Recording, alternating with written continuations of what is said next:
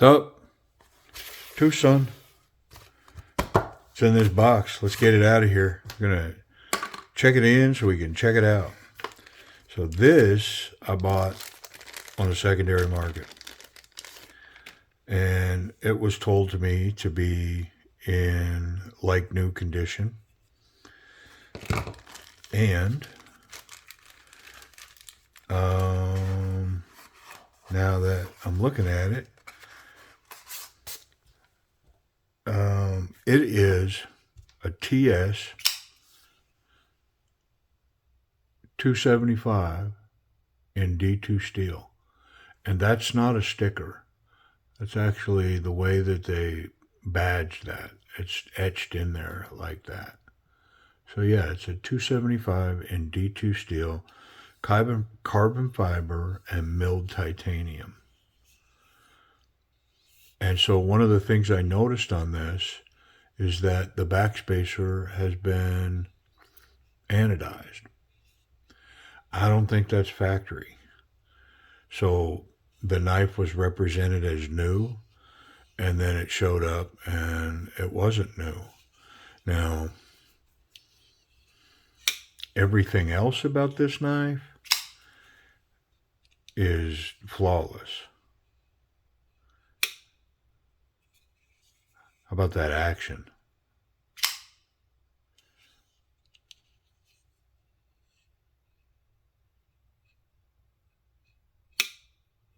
Pretty good. Yeah, so I don't know what's going on with that backspacer. I brought it up to the seller, and this is one of those where the seller offered to take some money off the price of the knife. And you know what? I took it. I mean, would I want a brand new knife in my collection?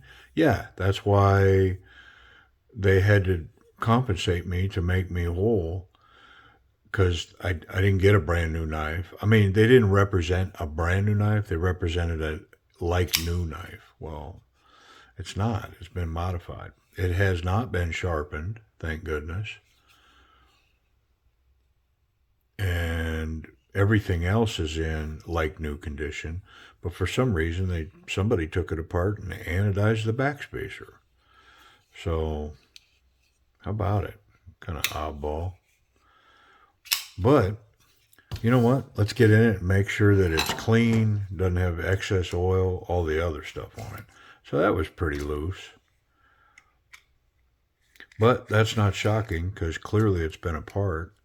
And a lot of times people don't put stuff away the way they found it. So this pocket clip is milled, recessed into the titanium part of the scale, and it's way down there. So yeah, that's a great design. Good job on this pocket clip. Really light, small piece of titanium. What about that screw? Nope. There we go. Come apart pretty easy. There's not a lot of oil on them scales, which is kind of another indicator that this thing's been apart, because I don't think you could get this knife from the factory without all this just being covered up in oil. So yeah, but this backspacer's been anodized. I don't know. Kind of odd, right? But I'm not overly concerned about it, I'll be honest. They gave me some money off the knife, refunded me. It wasn't a lot of money, because I didn't pay a lot of money for the knife, but it was, percentage-wise, it was reasonable. Let's take this racetrack out of there, just so I can wipe that down. That means I'm going to remove that barrel. All right, we're apart. Let's clean it up. And it's got some dirt in it. You know, it's not clean. Gonna be. And then we'll get it lubed properly. I'm not sure that I'm seeing good lube on it. Yeah, so I've had a lot of examples where I've had nothing but great transactions, and total success. So you know what, this one kind of represents the other side of that. Like out of the blue, you know, it's represented as new, and then clearly clearly it's not. Like there ain't no getting around this thing, man. You know, somebody, I mean, I guess there's a chance that that was done at the factory, but I mean, kind of like Dumb and Dumber chance. So you're saying there's a chance? I mean, yeah, I guess it's a possibility in the realm of possibilities, but nah, I don't think so. I think the knife's been apart. The seller didn't hesitate to like step up and go, "Hey, what do we got to do? Do you want to return it, or I can offer you some money? You know, what are you offering?" Money talks, man. You know. Did I forget to put that in there? I sure did. Sure did. Goof. Come on, man. Come on, man. Pay attention. There we go. Got back on track with the racetrack. How about this hunk of D2? Hollow ground, needle sharp point. Pretty cool. Pretty cool. I've kind of been getting in the habit of trying to help these detent balls run when I see them. Just a tiny few little drops along that path. I think ultimately the oil that I put there leaves the knife kind of over oiled, but I'm okay with that.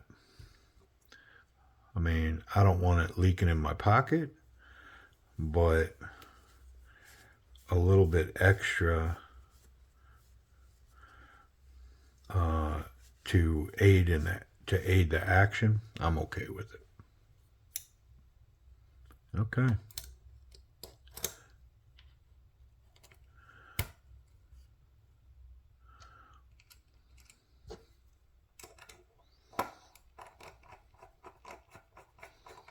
Yeah, so you know, I was batting 1,000 there for a minute, and then whoop, had a little speed bump, but not a big deal.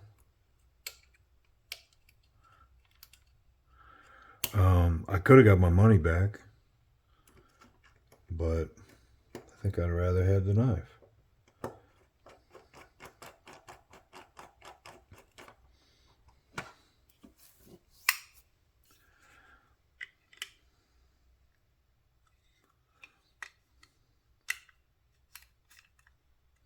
Let's check for blade play. There's none in that open position, so I'm sure there's none in the closed position. See how it runs.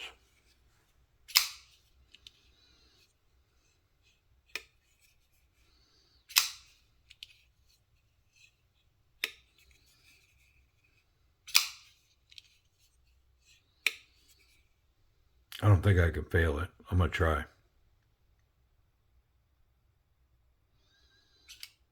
Oh, it did fail. Came up just short of lockup there. Wonder if I'm too tight.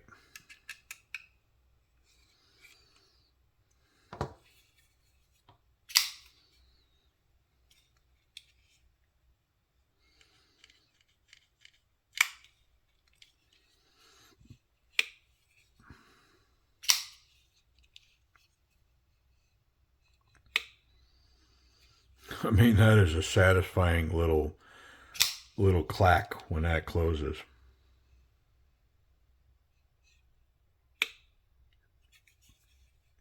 Let's check that detent on the close.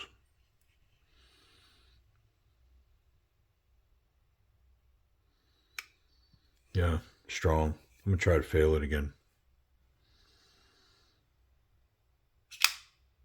Yeah, it's a runner. We got a runner. Yeah, and it's an acoustic. I mean, this thing's like racking a 12 gauge.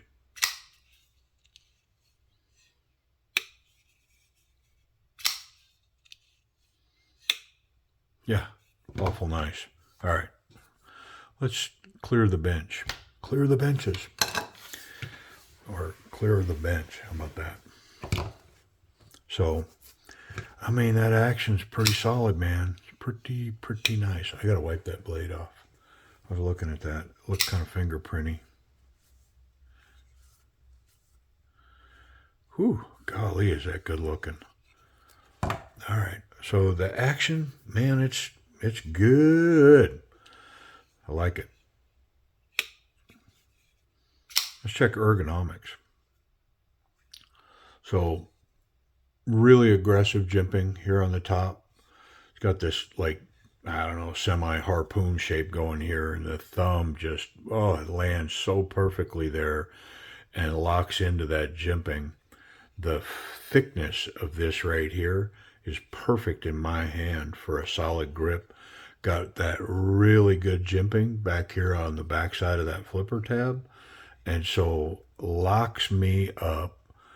These fingers roll around here, these two up in here, and then the other two off of the back here. And oh my goodness, so there's not so confident, there's confident grip, and then there's very confident. This one's up in the very confident range. This is for me, y'all. I'm not saying for you. I don't know you. But for me, this is 100% a self-defense grip knife. This thing's capable. If this was in my pocket, this could be a primary weapon, primary self-defense weapon. Like if I'm going to arm myself and go out for the day or the evening, or I don't know, I'm going into something, and I'm going to arm myself so that I can protect myself against an attack or whatever. This could function as a primary weapon. Like, I'm only taking this. I'm going to put it in my pocket, and if I need to rely on a weapon to defend myself, this could be it. Wow, is this thing nice. Let's check the pocket clip. So I'm saying that strictly ergonomically, the blade shape, that side of it. It's a total package, because if the pocket clip don't work, this thing's going to fall out of my graces really quick. All right, so on the thick material, it ran all the way home. It's got about a half an inch sticking out. It's kind of a unique look. Something tells me that the second time I run this, it's going to run better. Just because I think it's one of those that it just needs to run it a few times and train itself for that. Yeah. So good stuff on a thick part. On a thin part, I mean, it was built for regular jeans. It wasn't built for this thick stuff, but it works. But on a regular pair of jeans, it was built for it. One hand in, one hand out. My spot in that back right pocket up towards the front, perfect. I love the way that that's sitting in there. It's got a good grip. It's going to hold it where I put it. I like it. So the pocket clip's pretty solid. Safety. So this anodized backspacer is completely blocking out that blade. I mean, can we just do this from now on? Perfect. There's no contacting the blade from the backside. Let's see if we can get that tip. Can't get the tip. It's recessed down below. And that backspacer comes around and protects it from the bottom. So if you were reaching in here, there's no way to get that tip. So the clip is good, the tip is good, and the backspacer is good. You can be confident putting this in your pocket and not cutting yourself reaching in there. So this carbon fiber and the titanium, I don't know if you can see the milling on here. It's got some really fine milling all the way around the perimeter. It's got some texture to it. It's not overly textured, but this carbon fiber and the fit into that scale, is phenomenal. And then they did it on the lock side, which is a good thing because, you know, a lot of times they won't do this lock side. They'll just leave it titanium. So they went the extra mile on this thing and loaded up both sides. So the pocket clip's running up on this carbon fiber. The lock is actually below and not getting in the way and snagging pants. So, man, just, I dig it. This is a good one, y'all. This is one of those. I mean, if this was in a super steel, whew, I would venture to say that this thing, just because of anybody, like once it got known, this hollow grind, this dual grind, the swedge, the carbon, just the package on this knife would, man, it'd be up there if it was in a super steel. But because it's D2, you know, that you can get it at a reasonable price, but that doesn't mean it won't function. Let's see if it cuts. Pretty sure it's going to cut. How about that top edge? Yeah, just as sharp. How about it? You know, sometimes you can get that bottom to be sharp, but then the top isn't too sharp. But they did a good job on this one. It is sharp on both angles. This hollow ground and that thick grind at the top. I like it. So price and availability. I wonder if we can find this thing anywhere. Unfortunately, I can't find it anywhere. White Mountain was carrying it for a little over $90, so you were, you know, 80 some dollars for it. But I can't find it. It's not on AliExpress. It's not on DHgate.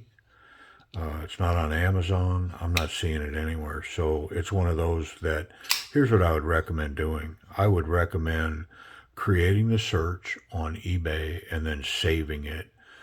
And what that will do, as long as you're signed in when you do it, what that will do, and it'll tell you this when you save that search, that if this ever becomes available, TWOSUN TS275, it'll email you at whatever email that you have in your logged in profile.